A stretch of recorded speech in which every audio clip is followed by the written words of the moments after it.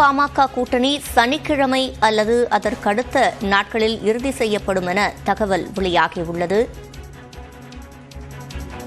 அதிமுக பாமக கூட்டணி சனிக்கிழமை அல்லது அதற்கடுத்த நாட்களில் இறுதி செய்யப்படும் என்று தகவல் வெளியாகியிருக்கிறது.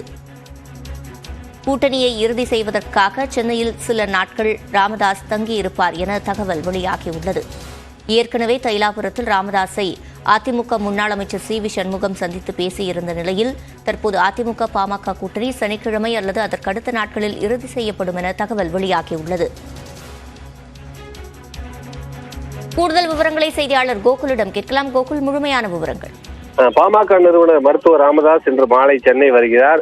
குறிப்பாக சென்னையில சில நாட்கள் அவர் தங்க இருப்பதாக கூறப்படுகிறது.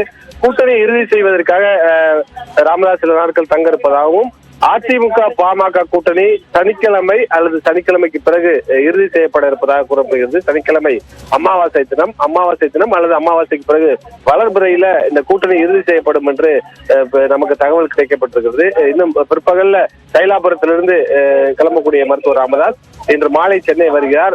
சென்னையில அதிமுகவுடைய தொகுதி பங்கீட்டு குழுவினர் ராமதாஸை சந்தித்து பேச இருப்பதாகவும் தகவல் கிடைக்கப்பட்டிருக்கிறது.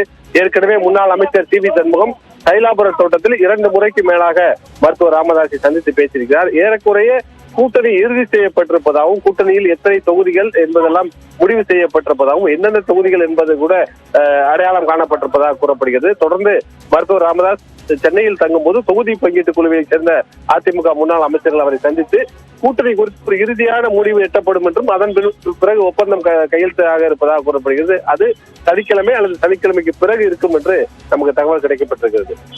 விவரங்களை வழங்கியமைக்கு நன்றி கோகுல்.